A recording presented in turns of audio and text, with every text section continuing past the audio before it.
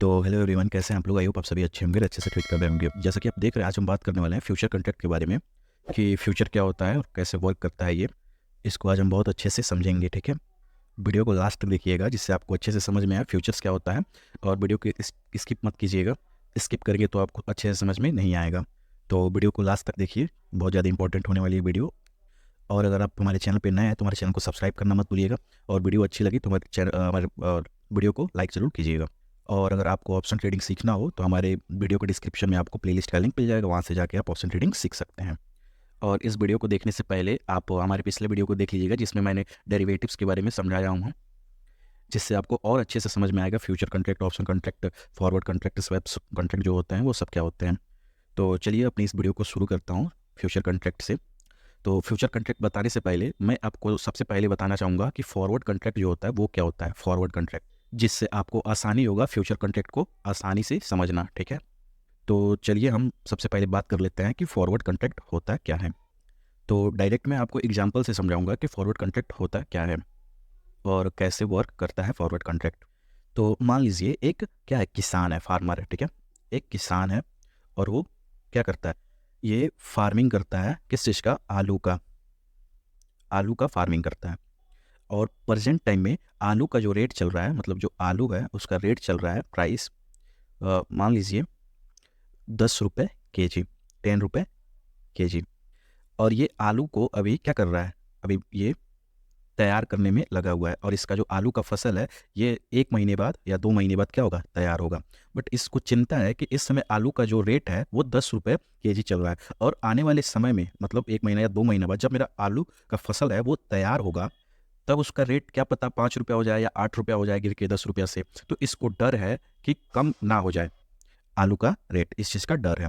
और ये चाहता है कि मेरा जो आलू है ना वो 10 रुपया के जी पे ही बिक जाए, ठीक है? इतना आपको समझ में आया होगा। क्योंकि पिछली बार क्या हुआ था, ये आलू का जब फसल उगाया था तो आलू का फसल जो हुआ था इसके पास ज़्यादा हो गया था, और ज़्यादा होने के कारण इसको सस्ते में क्या करना पड़ा था, बेचना पड़ा था। इसकी वजह से इसको क्या हुआ था, भारी लॉस हुआ था। तो इसकी वजह से वो इस समय प्रेजेंट टाइम में कोई रिस्क नहीं लेना चाहता, और जो उस समय रेट चल रहा है 10 रुपया, उसी पे वो बेचना चाहता है। और ऐसे में एक कंपनी है, एक क्या है, कंपनी है जो क्या बनाती है, चिप्स बनाती है। कंपनी जो है वो चिप्स बनाती है आलू को, और इसको आलू खरीदना है प्रेजेंट टाइम में। जब इसको आलू, जो वो किसान था, फार्मर था, उसके पास क्या हो रहा था, आलू अभी फार्मिंग फसल के लिए तैयारी कर रहा था, तभी इसको क्या करनी है, खरीदनी है।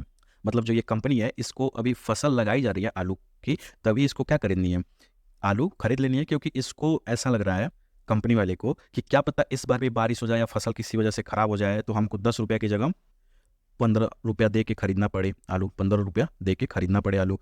और जब 15 रुपया दे के खरीदेगी आलू तो ज़्यादा महंगे में खरीदेगी, क्योंकि फिलहाल में 10 रुपया चल रहा है।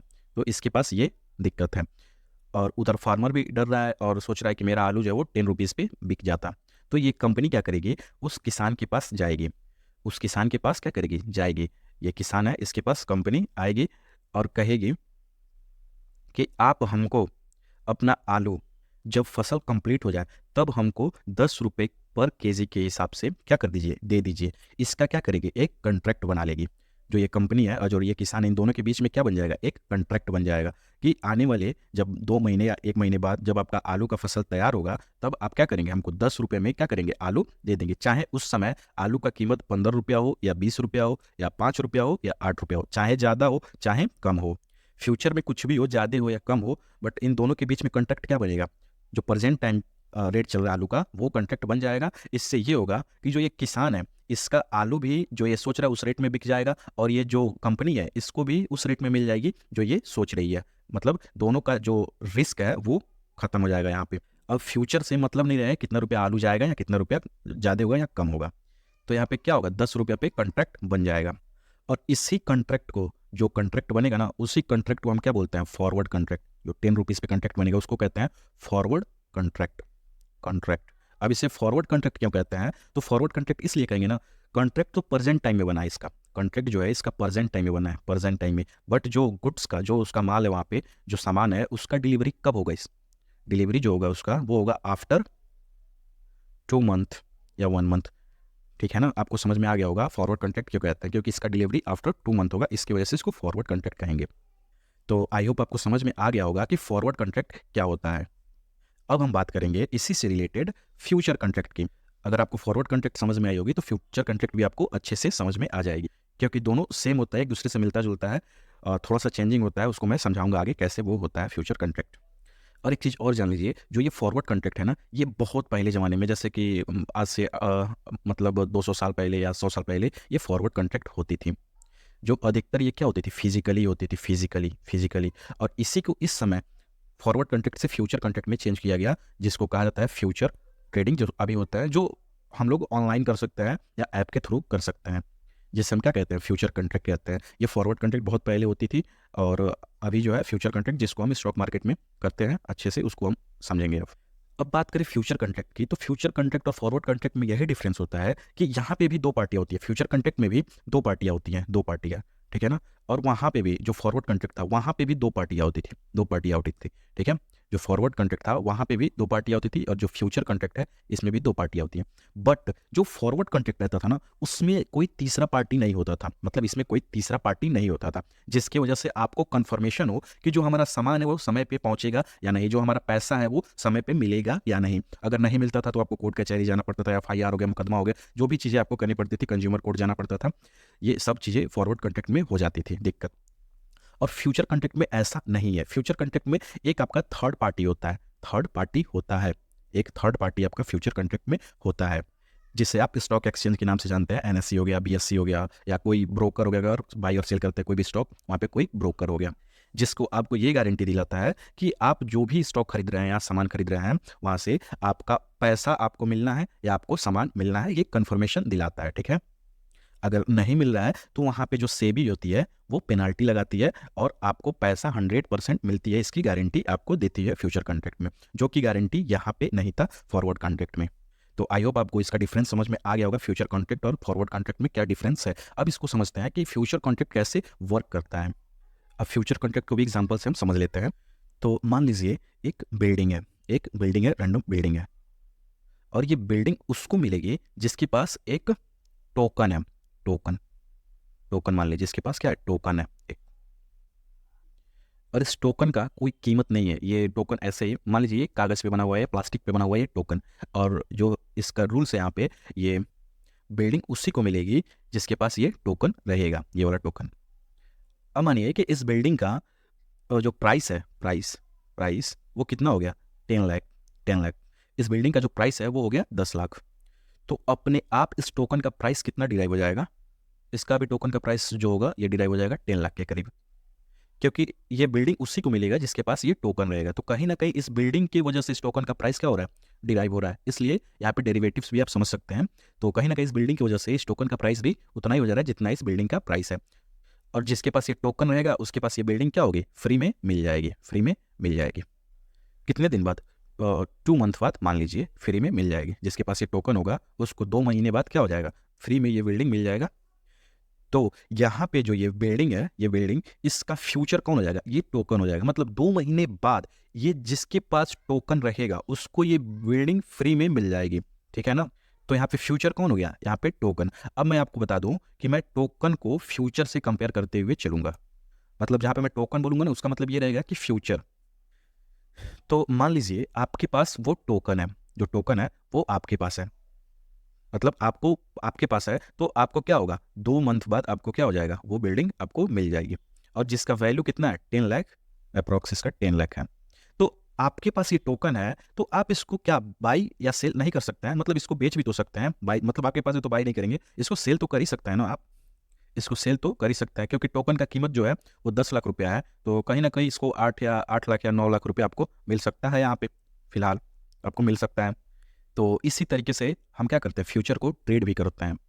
फ्यूचर को सेल करते हैं और कोई बाई करता है, और कोई सेल करता है तो हम बाई करते हैं। इसी तरीके से ये टोकन है, जैसे यहाँ पे आप सेल कर सकते हैं। और 2 महीने बाद जिस भी शेयर का आप फ्यूचर बाई और सेल किए रहते हैं, जिसके पास वो फ्यूचर रहता है, 2 महीने बाद एक्सपायरी तक उसके पास उसका शेयर डिलीवर हो जाता है, चाहे जितना रुपया या जितना प्राइस उसका चल रहा हो। अब हम रिप्लेस करेंगे जो बिल्डिंग था, जो हमारा बिल्डिंग था ना, उसकी जगह पे मैं MRF का शेयर से रिप्लेस करने जा रहा हूँ। मतलब जो बिल्डिंग था ना उसके जगह पे आप कर लीजिएगा MRF का शेयर। मतलब इमेजिन कीजिएगा जो बिल्डिंग लिए थे उसकी जगह पे MRF का शेयर है, जिसका वैल्यू है 1 लाख करीब, प्रेजेंट टाइम में 1 लाख करीब इसका वैल्यू है।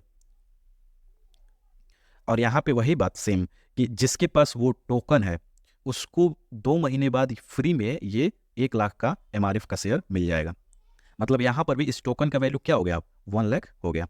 मतलब यहाँ पे भी इस टोकन का वैल्यू 1 लाख हो गया और 2 महीने बाद यहाँ पे क्या मिल जाएगा, ये 1 लाख का शेयर मिल जाएगा MRF का। और यहाँ पे भी ये टोकन जो है ना फ्यूचर का काम करेगा MRF के लिए, क्योंकि इस MRF शेयर का फ्यूचर कौन है, ये टोकन है, 2 महीने बाद आपको मिलेगा। इसी प्रकार स्टॉक मार्केट में फ्यूचर के लिए 3 टोकन होते हैं, 3 टोकन। एक होता है पहला नियर मंथ टोकन, एक होता है नेक्स्ट मंथ टोकन, तीसरा होता है फार मंथ टोकन।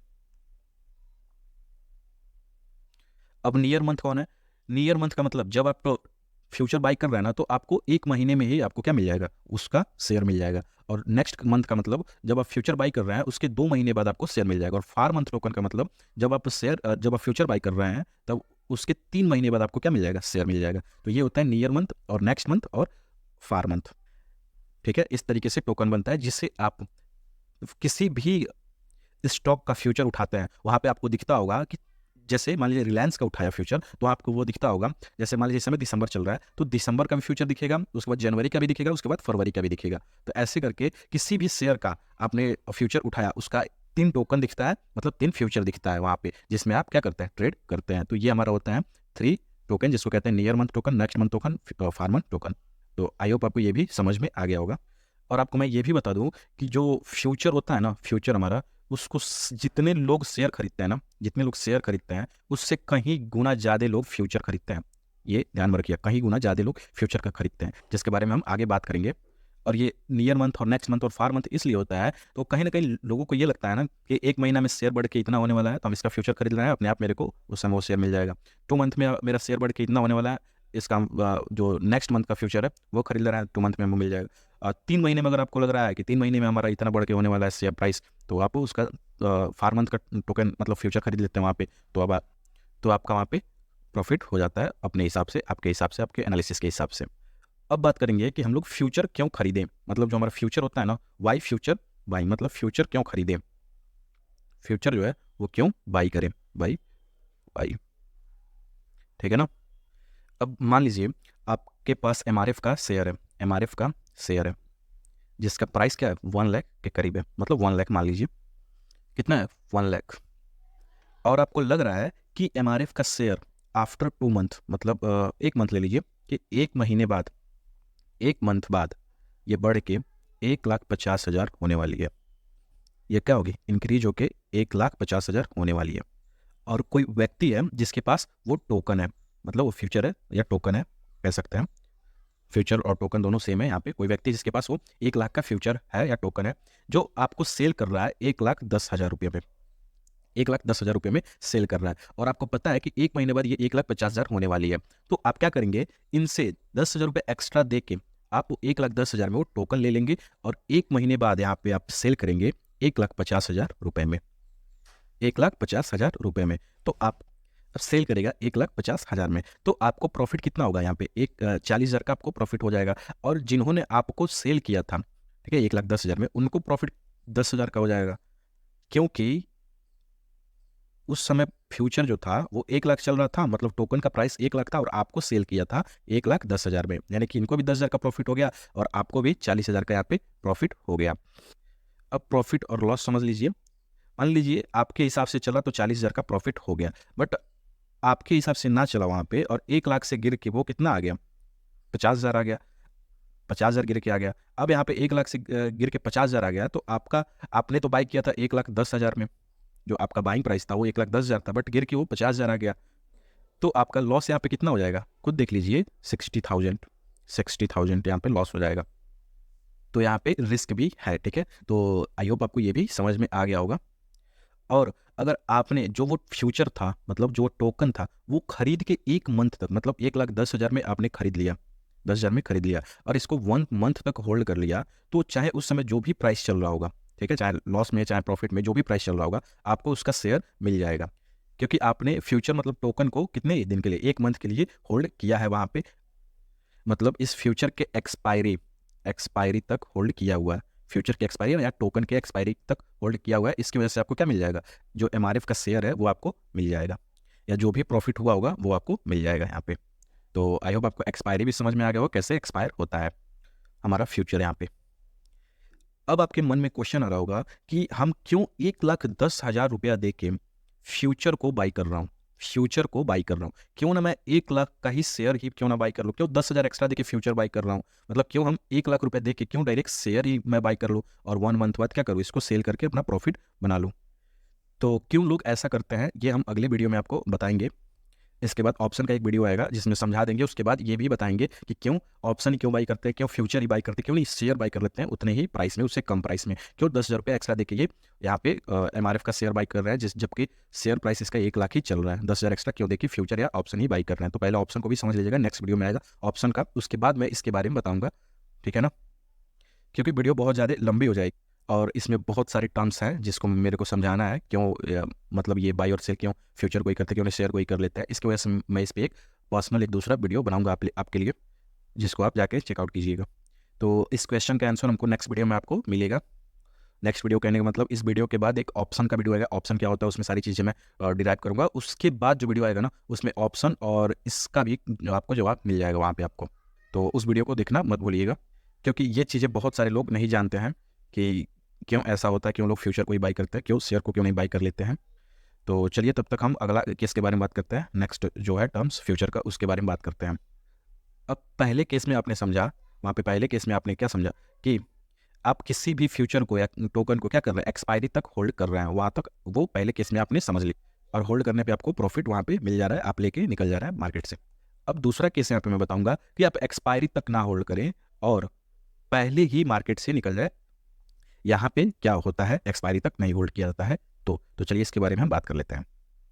तो मान लीजिए MRF का शेयर जो है वो 1,00,000 रुपया चल रहा है, 1,00,000 रुपीज़ चल रहा है यहाँ पे, और आपने आज इसको 1,10,000 में क्या किया, बाई किया। आपने आज इसको 1,10,000 में इसका फ्यूचर बाई कर लिया और आफ्टर 15 डेज मतलब 15 दिन में ही आपको यहाँ पे प्रॉफिट मतलब दिख रहा है, मतलब मार्केट जो था MRF का शेयर जो था वो कितना चला गया, 1,50,000 चला गया, मतलब 15 दिन में ही। तो आपने तो बाई किया था 1,10,000 पे और 15 दिन में ही 1,50,000 गया, यानी कि 40,000 का यहाँ पे आपको प्रॉफिट दिख रहा है। अब आपके माइंड में कहीं ना कहीं ये डर बैठ रहा होगा कि फिर से मार्केट गिर के वहाँ पे ना आ जाए, क्योंकि अभी तो टोकन या फ्यूचर एक्सपायर होने में 15 दिन तो अभी बाकी है। तो कहीं ना कहीं इस 15 दिन का डर आपको लगेगा कि फिर से गिर के 1,00,000 रुपये तक ना आ जाए, इसलिए आप क्या करेंगे, इसको 1,50,000 पे सेल करेंगे और 40,000 का प्रॉफिट लेके निकल जाएंगे। और दूसरी तरफ जो आप सेल करेंगे तो दूसरी तरफ आपका जो बाई करेगा वो बाई क्यों करेगा, इसको भी जान लीजिए। जो आप सेल कर रहे हो वो बाई इसलिए करेगा 1,50,000 रुपये में, क्योंकि उसको कहीं ना कहीं ये लगेगा ना कि पिछले 15 दिन में मतलब 40,000 बढ़ गया, मतलब 40,000 पॉइंट बढ़ गया, मतलब 1,10,000 से 1,50,000 चला गया। तो अभी तो 15 दिन बाकी है, तो कहीं ना कहीं इसको ये लगेगा ना कि अभी 15 दिन में क्या हो जाएगा, अभी ये 1,00,000 या 2,00,000 के करीब ये पहुंच जाएगा। कहीं ना कहीं इनको ये लगेगा कि ये 2,00,000 के करीब पहुंच जाएगा 15 दिनों में, तो ये इसलिए बाई करेंगे 1,50,000 में। तो इनके हिसाब से ये रहेगा कि अभी 15 दिन में मार्केट और 50,000 पॉइंट ऊपर जाएगा, तो मेरे को 50,000 रुपये का यहाँ पे प्रॉफिट हो जाएगा। तो अधिकतर फ्यूचर्स में यही होता है कि ज़्यादातर जो लोग होते हैं ना वो फ्यूचर्स को एक्सपायरी तक नहीं रखते हैं, एक्सपायरी तक नहीं रखते हैं, और क्या करते रहते हैं, मतलब 1 महीने का एक्सपायरी है ना, 1 मंथ बाद एक्सपायरी है, तो वो 1 महीने में इतना बाई और सेल करते हैं और ट्रेड करते हैं जब तक ये एक्सपायर ना हो जाए, और जिसके पास लास्ट में टोकन रहता है उसका या तो प्रॉफिट होता है या तो लॉस होता है उसके हिसाब से, ठीक है। तो सबसे ज़्यादा यही होता है, कोई होल्ड नहीं करता एक्सपायरी तक, और सबसे ज़्यादा बाई और सेल चलती रहती है लोगों में, इसी को कहते हैं फ्यूचर कॉन्ट्रैक्ट या फ्यूचर ट्रेडिंग। और ये जो फ्यूचर्स है ना, ये इसका कीमत जो होता है फ्यूचर्स, इसका जो कीमत होता है, जो प्राइस होता है, ये रोज डेली अप डाउन होते रहता है, अप डाउन होते रहता है, जिसकी वजह से लोग अपने मतलब बाइंग के हिसाब से या सेलिंग के हिसाब से, मतलब कहाँ पे बाई करना चाहिए कहाँ पे सेल करना चाहिए उसके हिसाब से बाई और सेल करते रहते हैं लोग, और फ्यूचर में ट्रेड करते रहते हैं। और यहाँ पे जितना चांसेज मतलब प्रॉफिट का होता है उतना ही चांसेस लॉस का होता है। तो मान के चलिए 50% मान रहे हैं प्रॉफिट का ना, तो 50% यहाँ पे लॉस का भी चांसेस लेके चलिए फ्यूचर्स में, और इसमें रिस्क बहुत ज़्यादा होता है। तो हम सब बात करेंगे इस वीडियो के बाद ऑप्शन का वीडियो आएगा, उसके वीडियो के बाद जो वीडियो आएगा ना, उसमें हम रिस्क के बारे में सारा बात करेंगे कि क्या रिस्क होता है और क्यों लोग फ्यूचर्स को खरीदते हैं या ऑप्शन को खरीदते हैं, क्यों नहीं डायरेक्ट शेयर को ही खरीद लेते हैं। तो इन सब सारी चीज़ों के बारे में हम बात करेंगे हमारा जो नेक्स्ट वीडियो आएगा उसमें। तो फ्रेंड्स, आई होप आपको समझ में आया होगा कि फॉरवर्ड कॉन्ट्रैक्ट क्या होता है, फ्यूचर कॉन्ट्रैक्ट क्या होता है, कैसे वर्क करता है और कैसे लोग बाय और सेल करते हैं फ्यूचर्स को या फॉरवर्ड को। तो आई होप आपको अच्छे से समझ में आ गया होगा। तो चलिए आज के लिए बस इतना ही, और वीडियो अच्छी लगी हो तो हमारे वीडियो को लाइक कर दीजिएगा और कमेंट करके बताइए क्या आप फ्यूचर ट्रेडिंग करते हैं, और फ्यूचर ट्रेडिंग करते हैं तो आपका अधिकतर प्रॉफिट होता है, लॉस होता है, इसको कमेंट करके आप बताइएगा कमेंट सेक्शन में। तो चलिए आज के लिए बस इतना ही, मिलते हैं हम नेक्स्ट वीडियो में, तब तक के लिए बाय, थैंक यू।